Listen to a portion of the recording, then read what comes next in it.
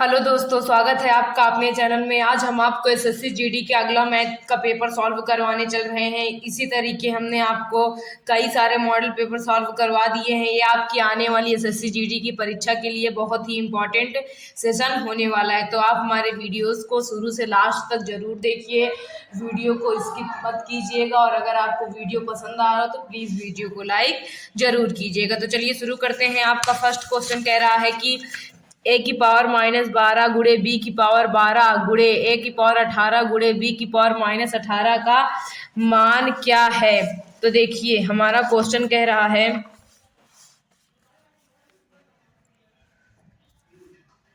ए की पावर -12 गुणे बी की पावर 12 गुणे ए की पावर 18 गुणे बी की पावर -18। अगर पावर माइनस में है तो उसका मतलब वो कहाँ रही होगी, बटे में रही होगी। कहाँ रही होगी, बटे में। ए की पावर -12 गुणे बी की पावर 12 गुणे ए की पावर 18 गुणे बी की पावर -18। देखिए यहाँ भी ए है, यहाँ भी ए है, आधार समान है तो घातें क्या होती हैं, जुड़ जाती हैं। तो -12 + 18 गुणे यहाँ भी बी है, यहाँ भी बी है, आधार समान है तो घातें क्या होंगी, जुड़ जाएंगी, प्लस -18 हो जाएगा।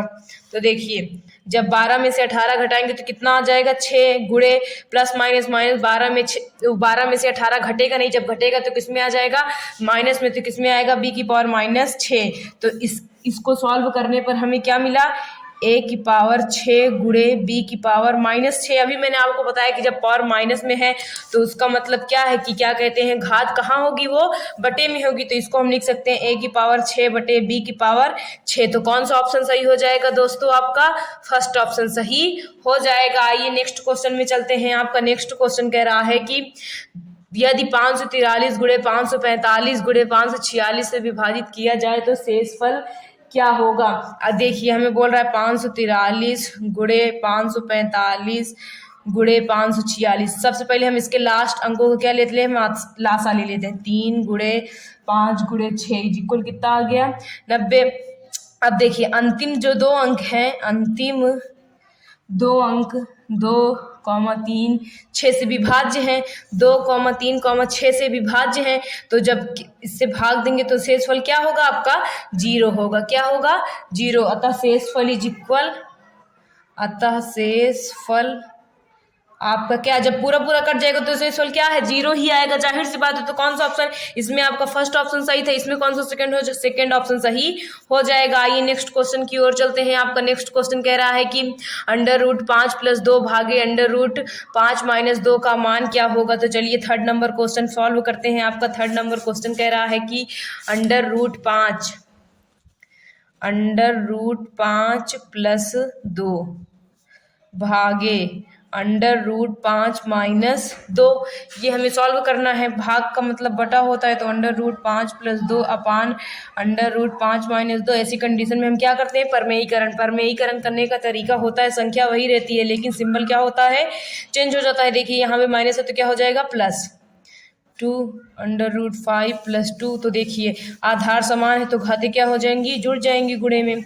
तो 5 + 2 की पावर कितना आ जाएगा, 2। इसके बाद देखिए पहले ब्रैकेट में a + b, दूसरे में a - b, यानी हम इसे लिख सकते हैं √5 का स्क्वायर -2 का स्क्वायर। अब देखिए इस फॉर्मूले को हम ओपन करते हैं, +b का फॉर्मूला लगाते हैं। यहाँ पे a² + b² + 2ab बटे 5 का √5 को सॉल्व करेंगे कितना आ जाएगा, आपका 5। जब 2 को सॉल्व करेंगे कितना आ जाएगा, 4। तो इसको सॉल्व करिए, देखिए 5 4 9, 2 दूनी 4, 9 + 4 √5। 5 में से 4 घटाएंगे कितना आ जाएगा, आपका 1 आ जाएगा। यानी कौन सा ऑप्शन सही हो जाएगा, आपका फर्स्ट ऑप्शन सही हो जाएगा। कौन सा ऑप्शन सही हो जाएगा, फर्स्ट ऑप्शन सही हो जाएगा। तो इसमें इस क्वेश्चन में कौन कौन से फॉर्मूले लगे हैं दोस्तों, पहले तो a + b का होल स्क्वायर लगा है, इसका फॉर्मूला होता है a² + b² + 2ab। आपका सेकेंड फार्मूला लगा है a² - b², इसका फॉर्मूला होता है a - b पहले ब्रैकेट में और दूसरे ब्रैकेट में a + b। तो इस क्वेश्चन में हमने आपके 2 फार्मूले यूज किए हैं। आइए नेक्स्ट क्वेश्चन में चलते हैं। आपका नेक्स्ट क्वेश्चन कह रहा है कि 31 + 32, यहाँ पे डैश था, का मान क्या है। तो चलिए इसे सॉल्व करते हैं। 4 number question, 31 + 32 plus dash dash dash 50 का मान पूछ रहा है हमसे। तो देखिए ए इज इक्वल हमें कितना दिया है 31, ए एन इज इक्वल कितना दिया है आपका 50, डी कितना दिया है दूसरी संख्या माइनस पहली संख्या 1 दिया है, एन नहीं पता है और हमसे क्या पूछ रहा है एस एन पूछ रहा है, यानी इसका इनके योग का मान पूछ रहा है। तो देखिए फॉर्मूला होता है A N is equal A plus N minus 1 into D. A कितना है आपका 50, कितना है 50, ए आपका ए एन आपका 50 है, ए आपका 31 है, एन नहीं पता, डी आपका क्या है 1 है, क्या है 1 है। तो देखिए 50 minus 31 is equal n minus 1। तो जब आप 50 में से क्या कहते हैं 31 घटाएंगे तो आपका आ जाएगा, देखिए हो गया 10, 10 में से 1 गए कितना बच गया आपका 9, ये हो गया 4, 4 में से 3 गए 1 बच गया। एन इज इक्वल आपका कितना आ गया एन माइनस 1 इज इक्वल 19 आ गया। तो एन इज इक्वल कितना आ जाएगा आपका 20, कितना आ जाएगा 20। तो हमसे एस एन का मान पूछा है तो हम जानते हैं एस एन इज इक्वल होता है एन बटे 2 ब्रैकेट में ए प्लस ए एन। तो यहाँ पे 20 रखेंगे, यहाँ पे भी क्या रखेंगे 20, ए आपका 31 है, ए एन कितना है 50 है।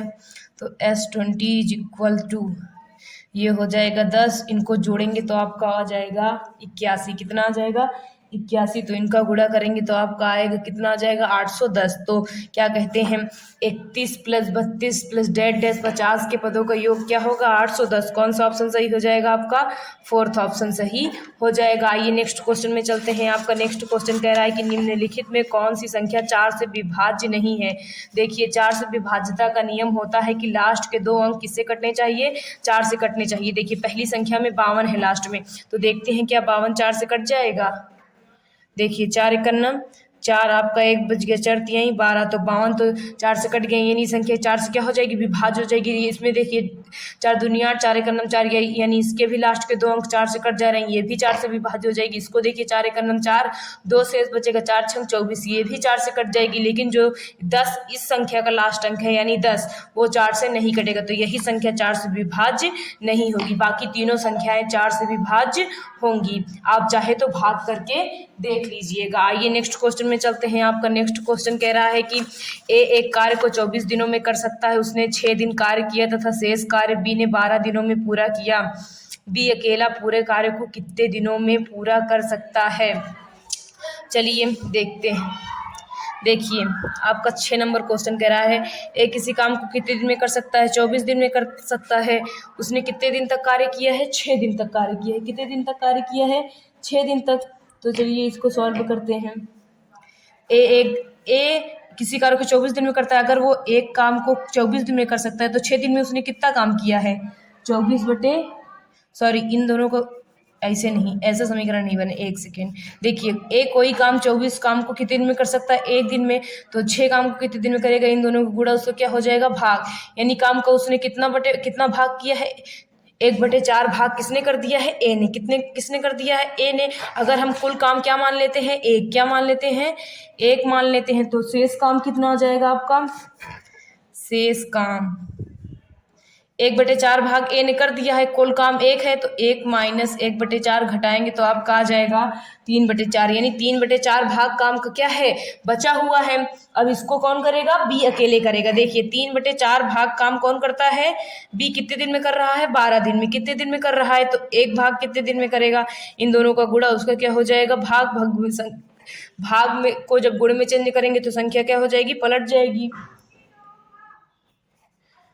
3 जो के 12, तो बी कितने दिन में अकेले कर लेगा 16 दिन में अकेले वो काम कर लेगा। और बी कितने दिन में कर रहा है 24 दिन में कर रहा है। और बी कितने दिन में ए कितने दिन में कर रहा है 24 दिन में, और बी कितने दिन में कर लेगा 16 दिन में वो काम को समाप्त कर लेगा। तो सेकंड ऑप्शन आपका सही हो जाएगा। आइए नेक्स्ट क्वेश्चन में चलते हैं। आपका नेक्स्ट क्वेश्चन कह रहा है कि यदि टंकी का 3/7 भाग 36 मिनट में भर जाता है तो बचे हुए भाग को भरने में कितना समय लगेगा। देखिए तो टंकी का भरा हुआ भाग निकाल लीजिए।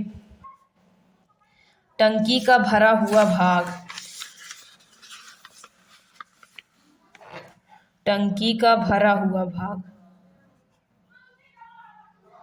कितना भाग भरा हुआ है उसका 3/7। अगर हम टंकी की धारिता क्या मान लेते हैं 1, टंकी की धारिता इज इक्वल हम क्या मान ले रहे हैं 1, तो शेष खाली भाग कितना आ जाएगा, खाली भाग निकाल लीजिए।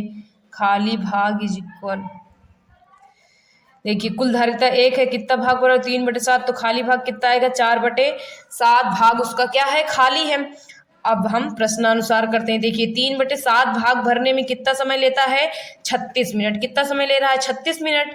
तो 4/7 भाग भरने में कितना समय लेगा, इन दोनों का गुणा और उसका क्या कर देंगे भाग, 36 गुणे 4/7, गुणे में भाग में है, गुणे में चेंज करेंगे तो संख्या क्या हो जाएगी, पलट जाएगी।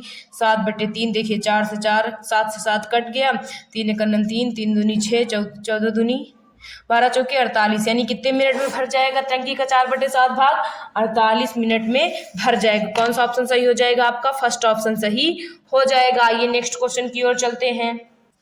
आपका नेक्स्ट क्वेश्चन कह रहा है दो घने का अनुपात, दो घनों का अनुपात, दो घनों के आयतनों का अनुपात 125:27 हो तो उनकी भुजाओं का अनुपात क्या है। तो देखिए आइए 8 नंबर क्वेश्चन सॉल्व करते हैं। कह रहा है कि दो घनों के आयतनों का अनुपात कितना है 125:27 है, तो उनकी भुजाओं का अनुपात क्या होगा। तो हम जानते हैं घन के पहले हम लिख लेते हैं दिया क्या है हमें, घन के आयतनों का अनुपात दिया है, आयतनों का अनुपात कितना दिया है हमें 125:27 दिया है। 125 क्या मिला है हमें 27 मिला है। हम जानते हैं कि घन का आयतन बराबर होता है, घन का आयतन बराबर होता है आपका a³ क्या होता है a³, यानी हम इसे लिख सकते हैं a1 का a³ अनुपाते a2 का a³। ये पहला घन हो गया, ये क्या हो गया दूसरा घन। कितना दिया हमें 125 अनुपाते क्या दिया है 27 दिया है। तो देखिए इसको हम क्या कहते हैं, हम जानते हैं 125 किसका घन है 5 का, और 27 किसका घन है 3 का है। तो देखिए ये इससे कट गया और ये इससे कट गया, तो a1 अनुपाते a2 मतलब पहले घन की भुजा और दूसरे घन की भुजा का अनुपात क्या आ गया आपका 5:3। तो कौन सा ऑप्शन सही हो जाएगा फ्रेंड्स, आपका फर्स्ट ऑप्शन सही हो जाएगा। कौन सा ऑप्शन सही हो जाएगा, फर्स्ट ऑप्शन सही हो जाएगा। आइए नेक्स्ट क्वेश्चन में चलते हैं। आपका नेक्स्ट क्वेश्चन कह रहा है कि एक वस्तु का अंकित मूल्य 720 रुपये है तथा उसे 108 रुपये की छूट पर बेचा जाता है, छूट प्रतिशत क्या है। तो देखिए 9 नंबर क्वेश्चन कह रहा है हमारा अंकित मूल्य कितना है, मार्केट प्राइस कितना है 720 रुपये, और डिस्काउंट कितने का दिया जा रहा है उसे 108। तो हमसे क्या पूछ रहा है डिस्काउंट परसेंटेज पूछ रहा है, क्या पूछ रहा है डिस्काउंट परसेंटेज। तो देखिए discount percentage is equal formula होता है डिस्काउंट अपान अंकित मूल्य गुणे 100, ये आपका फॉर्मूला होता है। तो डिस्काउंट परसेंटेज निकाल लीजिए, डिस्काउंट आपका 108 है, अंकित मूल्य 720 गुणे 100। देखिए 1 0 से 1 0 कट गया, 9 8 72, 9 1 9, 9 दूनी 18, 9 दूनी 18, 2 चौके 8, 2 6 12। अब देखिए डिस्काउंट परसेंटेज इज इक्वल 60/4 क्या होगा, देखिए 4 1 4, 4 5 20। तो डिस्काउंट परसेंटेज आपको कितना आ गया दोस्तों 15%। कितने परसेंटेज का डिस्काउंट दिया जा रहा है 15% का डिस्काउंट दिया जा रहा है। तो कौन सा ऑप्शन सही हो जाएगा आपका, फर्स्ट ऑप्शन सही हो जाएगा। आइए नेक्स्ट क्वेश्चन की ओर चलते हैं। आपका नेक्स्ट क्वेश्चन कह रहा है कि एक वस्तु का अंकित मूल्य 950 रुपये है, एक दुकानदार 10% की छूट देता है तथा फिर भी वह 80% का लाभ कमाता है, वस्तु का क्रय मूल्य रुपए में क्या है। तो चलिए इसे सॉल्व करते हैं हम। 10 नंबर क्वेश्चन चलिए सॉल्व करते हैं। माना क्रय मूल्य आपका कितना है x रुपये, कितना है x रुपये, माना क्रय मूल्य आपका x रुपये है। तो देखिए कह रहा है कि एक वस्तु का अंकित मूल्य 950 रुपये है, एक दुकानदार 10% की छूट देता है, फिर भी कितने परसेंटेज का लाभ कमाता है 80% का लाभ कमाता है। तो देखिए अगर विक्रय मूल्य निकालें तो विक्रय मूल्य जिक्वल फार्मूला होता है आपका क्रय मूल्य गुणे 100 plus minus profit and loss अपान क्या होता है 100 होता है।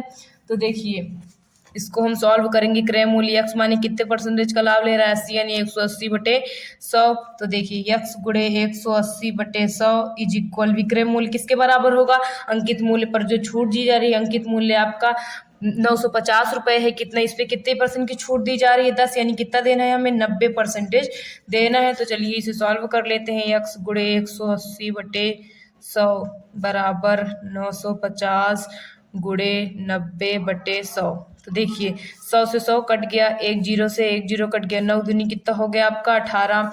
तो 2x इज इक्वल आपका कितना बच गया है? 950। कितना बच गया है? 950।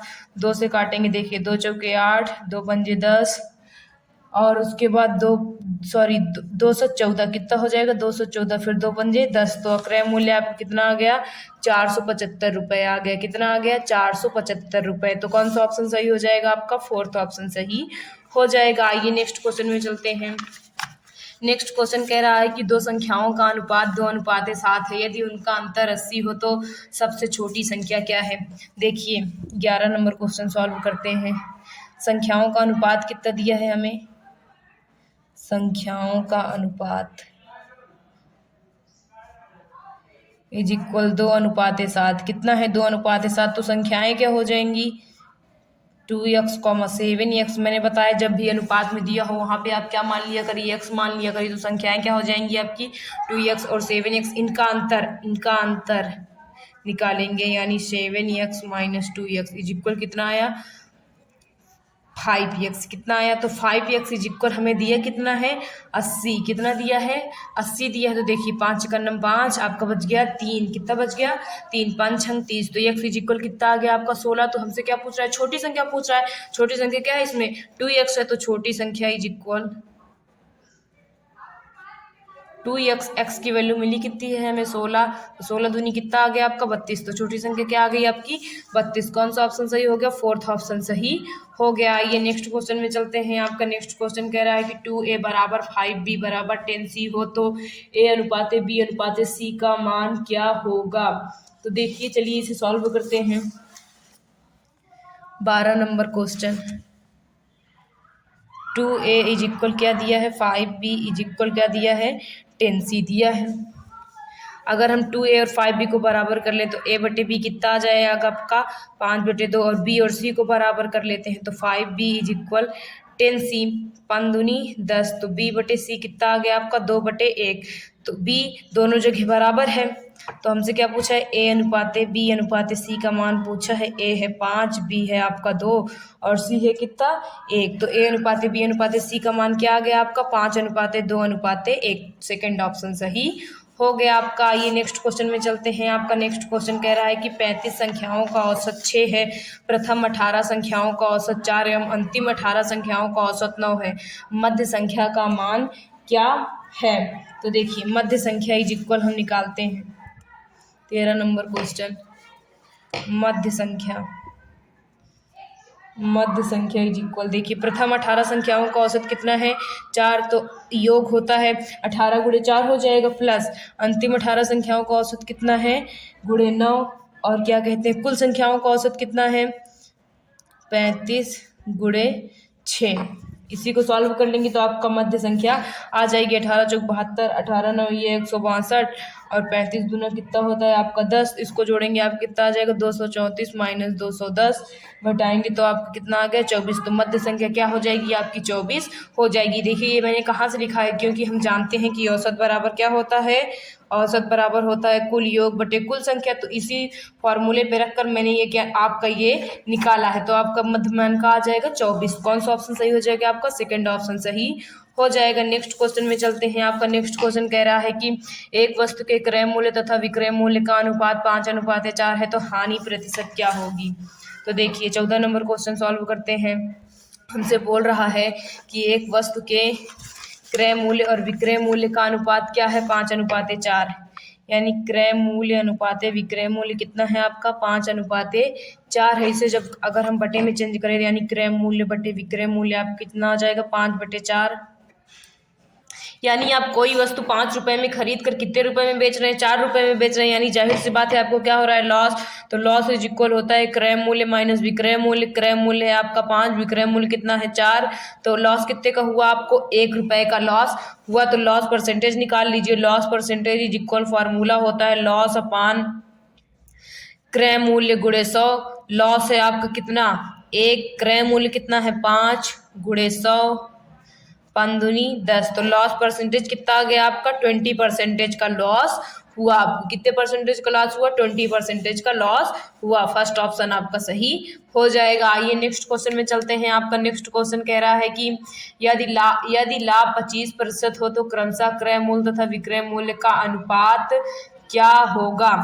माना क्रय मूल्य आपका क्या हो जाएगा? माना क्रय मूल्य आपका 100 रुपए। कितना हो जाएगा? क्रय मूल्य इक्वल 100 रुपए।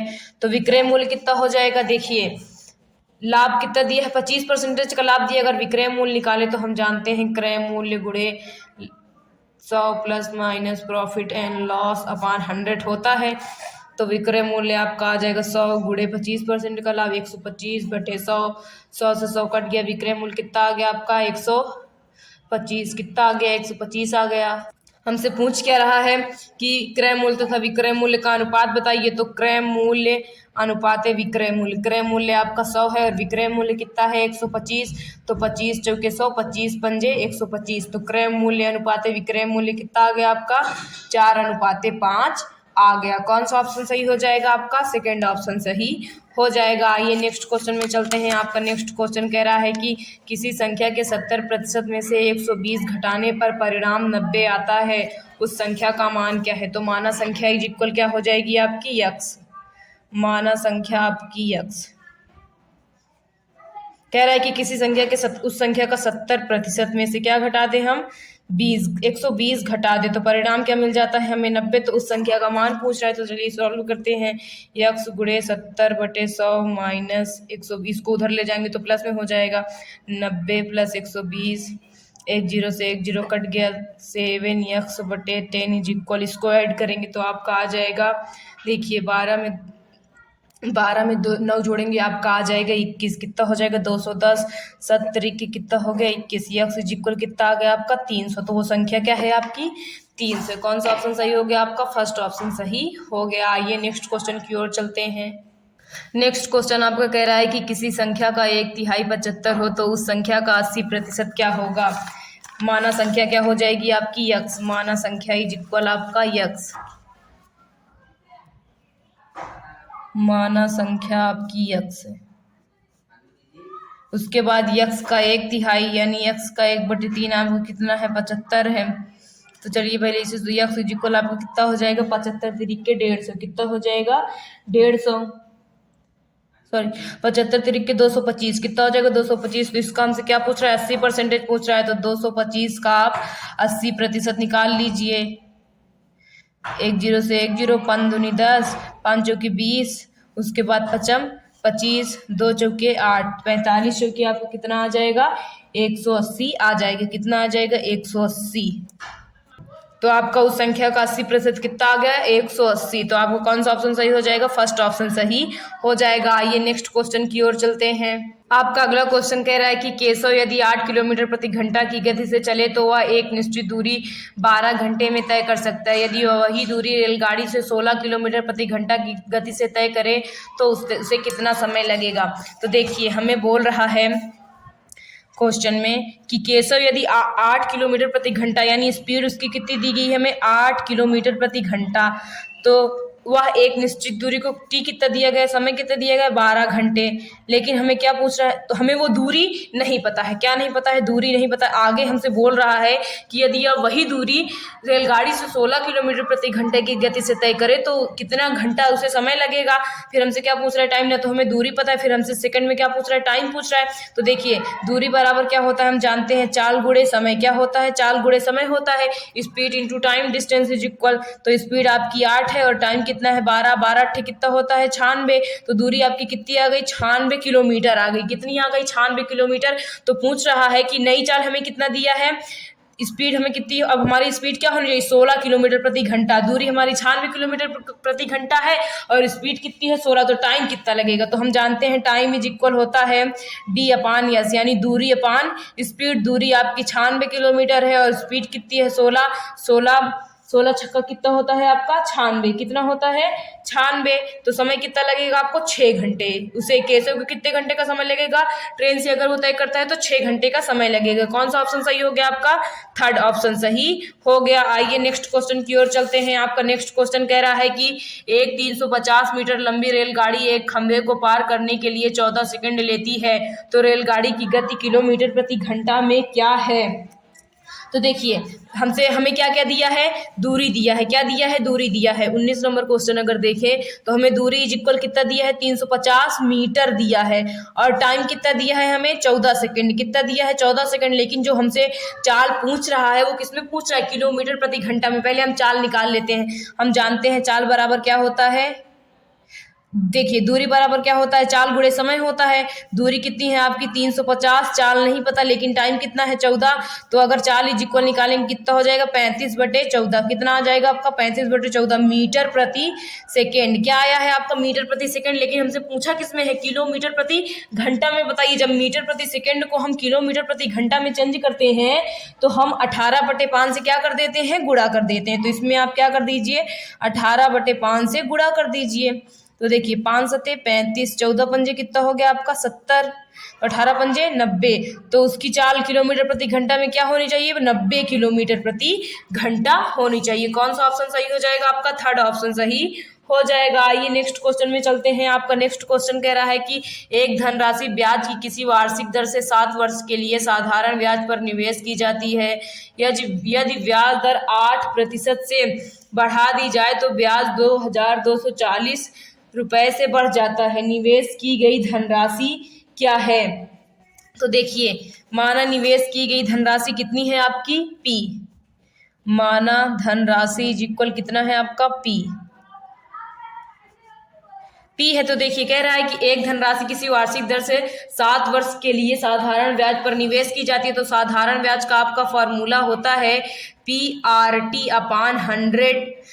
उसके बाद बढ़ जाती है तो इन दोनों का हमें अंतर किसके बराबर रखना होगा, 2040 के बराबर, 2240 के बराबर रखना होगा। तो देखिए पी हमारा वही है, लेकिन रेट बढ़ आगे चल के रेट क्या हो जाती है, 8 बढ़ जाती है, गुणे 7 कितने समय के लिए, 7 वर्ष के लिए, बटे 100 माइनस ये सिंपल रेट पे रहता है, बटे 100 इज इक्वल 2240। इसको आप सॉल्व कर लीजिए। देखिए 7p ब्रैकेट में r प्लस 8 बटे 100 माइनस PR 7PR बटे 100 इज इक्वल 2240। इसका एलसीएम लेंगे तो इसका मल्टीप्लाई कर दीजिए कि 7PR प्लस 8 सत्ते 56p बटे 100 माइनस 7PR बटे 100 इज इक्वल 2240। एलसीएम लेंगे तो वही आ जाएगा 100। 7PR plus 56p minus 7PR is equal 2240। तो देखिए ये माइनस में है, ये प्लस में है, कट जाएगा आपका। तो 56p बटे 100 इज इक्वल 2240 आ गया आपका। तो जब 56 से काटेंगे आपका इसे तो आ जाएगा आपका 56 चौके 224। तो P इज इक्वल कितना आ गया आपका 4000। यानी कितनी राशि निवेश की गई थी, 4000 रुपए की राशि निवेश की गई थी। कौन सा ऑप्शन सही हो गया, सेकंड ऑप्शन सही हो गया। तो आज हमने आपको SSC GD का अगला मॉडल पेपर सॉल्व करवा दिया है। इसी तरीके हम आपको मॉडल पेपर सॉल्व करवाते रहेंगे। अगर आप हमारा वीडियो पसंद आ रहा हो तो प्लीज़ वीडियो को लाइक ज़रूर कीजिएगा। अगर चैनल पर नए हैं तो चैनल को सब्सक्राइब जरूर कर लीजिएगा। Thank you.